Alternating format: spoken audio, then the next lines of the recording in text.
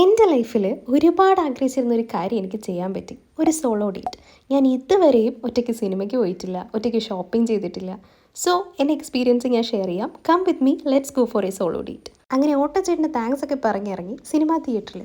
I was so excited for that ഒറ്റയ്ക്കുള്ള theatre experience. അങ്ങനെ ticket ഒക്കെ എടുത്ത് ഞാൻ സിനിമ കാണാൻ വേണ്ടി കയറി. The movie I watched was Drishyam 3. ഭയങ്കര എക്സൈറ്റഡ് ആയിരുന്നു.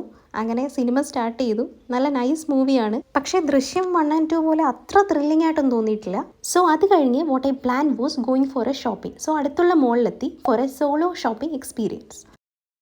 ഫസ്റ്റ്ലി ഞാൻ പോയത് ഈസി ബൈൻ്റെ ഒരു ഷോപ്പിലാണ്. അവിടെ കുറച്ച് ഡ്രസ്സൊക്കെ ഞാൻ എനിക്ക് വേണ്ടി സെലക്ട് ചെയ്ത് ട്രയൽ റൂമിൽ കയറി ട്രൈ ഒക്കെ ചെയ്തു. And then I gifted myself A dress. അത് കഴിഞ്ഞ് ഞാൻ ഗ്രോസറി ഷോപ്പിൽ പോയി. അവിടെ ഒരു ക്യൂട്ട് പാവയെ കണ്ടു. നല്ല രസമുണ്ടായിരുന്നു അത്.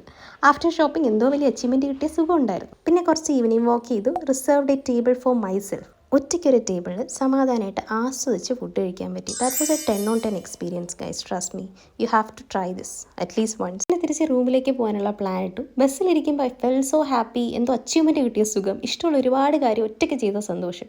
നമ്മൾ പലപ്പോഴും മറ്റുള്ളവരെ ചൂസ് ചെയ്യുന്നതിൽ ബിസി ആവാറുണ്ട്. വല്ലപ്പോഴും സ്വന്തമായിട്ട് ചൂസ് ചെയ്ത് നോക്ക്. ഫേവറേറ്റ് ഫുഡ് കഴിക്കുക, ഇഷ്ടമുള്ള സ്ഥലത്ത് പോവുക, നിങ്ങൾക്ക് വേണ്ടി ടൈം കണ്ടെത്തുക. കാരണം നിങ്ങളുടെ ജീവിതത്തിൽ അവസാനം വരെ കൂടെ നിൽക്കുന്ന ഒരാളുണ്ടെങ്കിൽ അത് നിങ്ങൾ തന്നെയായിരിക്കും. So buy yourself flowers. Take yourself on date and fall in love with your own company. Trust me, at the end of the day, you will love it for sure. Okay, bye-bye. Signing off.